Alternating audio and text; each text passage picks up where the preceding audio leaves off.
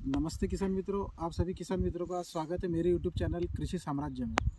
तो किसान मित्रों, आज हम जानेंगे कि अभी जो लहसुन पीली पड़ रही है संपूर्ण मालवा क्षेत्र जो है, मंदसौर, रतलाम और नीमच, यहाँ पे जो लहसुन अधिकतर किसानों को दिक्कत आ रही है पीली पड़ने की। तो किस वजह से पीली पड़ रही है और उस पर उपाय योजना क्या करना चाहिए, तो आज मैं उस संबंध में आपको जानकारी दूँगा। तो सबसे महत्वपूर्ण समस्या भी सभी किसानों के सामने ये आ रही है कि लहसुन में पीली पड़कर वो उत्सुक होकर सूख जा रही है और वहीं ख़त्म हो जा रही है। तो इस समस्या का सबसे बड़ा कारण ये है कि जो लहसुन के जड़ में लगने वाले कीड़े हैं और जो फफूंद है, इसके कारण ये समस्या अधिकतर आ रही है।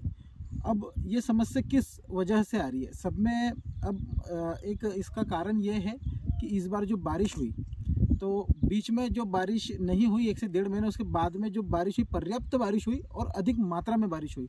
जबकि उस बारिश की वजह से ये हुआ कि जब किसानों ने खेत हाँका, उसको तैयार किया लहसुन बोने के लिए या कोई भी फसल बोने के लिए, जब उसको तैयार किया गया तो उसमें क्या था कि पर्याप्त मतलब ज़्यादा उसमें नमी होने के कारण उसको पर्याप्त धूप नहीं मिल पाई और किसान ने उसे हाँकने के बाद में उसमें फटाक से मतलब जितने जल्दी हो सके उतने जल्दी उसमें लहसुन बोने का प्रयास कई सारे किसानों ने किया।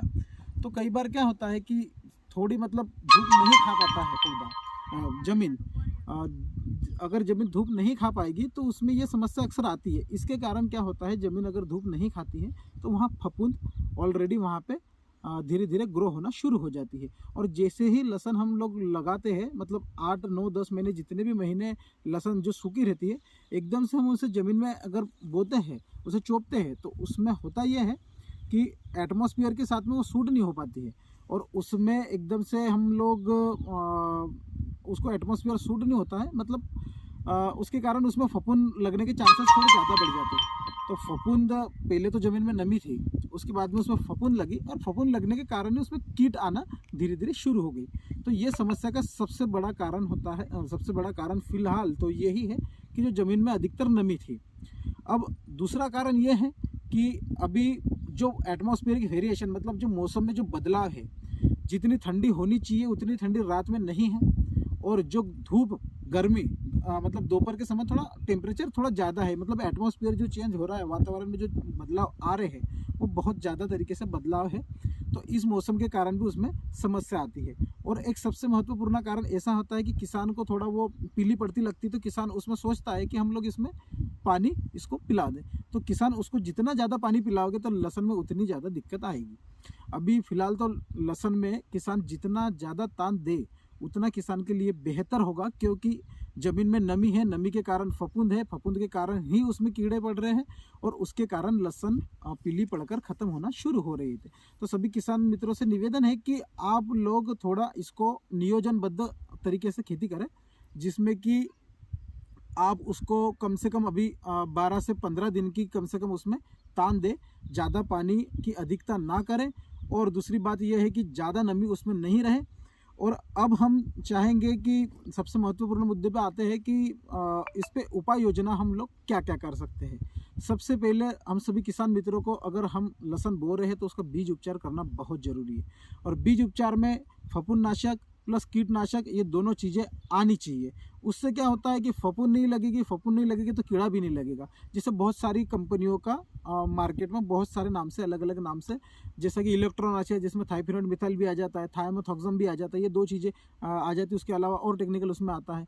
उसके अलावा बीज उपचार के लिए बहुत सारे कॉन्टैक्ट फंगिसाइड है जो हम यूज़ कर सकते हैं। उसके बाद में अभी इस स्थिति में क्या कर सकते हैं किसान भाई? सबसे पहले तो किसान मित्र एक चीज़ अभी कर सकते हैं, वो ये है कि अभी इसमें एक अच्छा सा फफूंदनाशक जैसे कि थाइफिनाइड मिथाइल हो गया, जिसके बाद में कॉन्टैक्ट फंगिसाइड में कॉन्टैक्ट सिस्टमैटिक फंगिसाइड में टुबोकोनाजोल सल्फर हो गया। ऐसे विविध फफूंदनाशकों का आप इस्तेमाल कर सकते हो।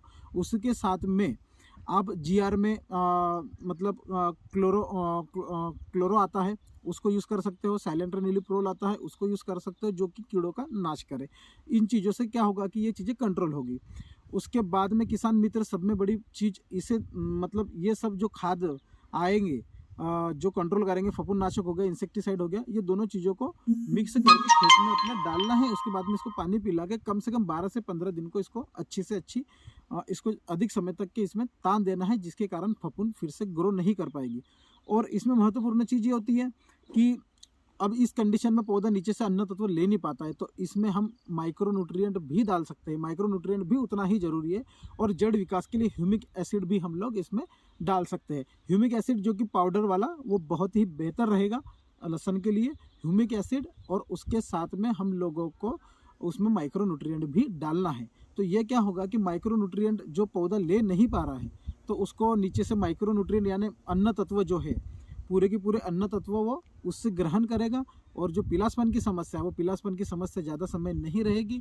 और फफूंदनाशक और कीटनाशक उसका जो पीला पड़ने का जो मेन रीज़न है, उसको ख़त्म करेगी। और इस तरीके से हम अच्छी से अच्छी लहसुन की फसल बो पाएंगे।